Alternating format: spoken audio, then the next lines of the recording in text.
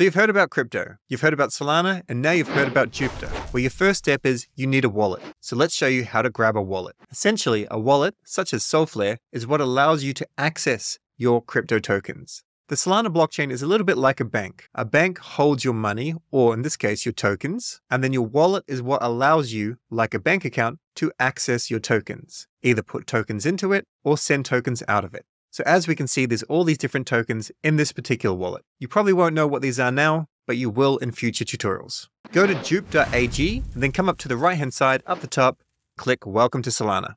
Click Get Started, and let's go over getting a wallet. Let's go ahead and grab the Trust wallet. Click on this link, Trust. This takes us to trustwallet.com. Now, my opinion, for Trust Wallet to make sense to you, you'd already be in another ecosystem such as Ethereum or Binance Chain or something like that. And then maybe you don't want a separate Solana wallet. Because as this wallet doesn't just specifically look after Solana, it's not going to have all of the new features added to it, such as another wallet like Solflare. But it can make sense if you're already on another blockchain, as I mentioned. Keep that in mind, and if you only want to play on Solana, maybe you want to look at the Solflare wallet, or maybe Phantom or Backpack. Here we can download the mobile app, or download the extension for your laptop or computer. We'll click on this one, and then we can choose if we're using Chrome, Brave, Edge, or Opera. Please be aware extensions are generally not supported with Safari. So if you're using a Mac, you may want to consider using Chrome or Brave when you're actually using crypto. I'm using Brave, so I'll click on Brave, and this takes us to the Chrome Web Store. We can see there's 1 million users, 809 ratings,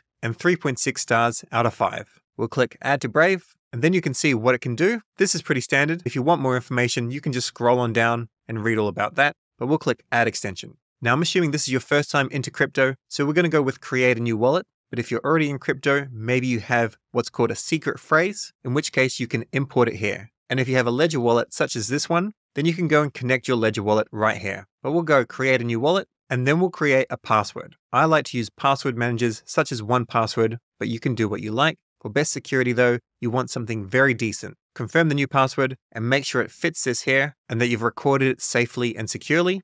Then tick this, read the terms if you like, and click Next. And then here you can either share information or not. We'll go with no thanks. And if you're going to be using multiple wallets, you may want to use Trust Wallet as your default wallet. Otherwise, you can toggle it off and then open wallet. Then click Got it, and I'm ready to use Trust Wallet. Now, the next thing you need to do before you start using the wallet is you need to back up the secret phrase. Come up to the top, click on this, and behind this is going to be 12 words. Click Show and paste in your password and submit. And here you must record these very safely. Some people like to write them down on pieces of paper and store them in a safe.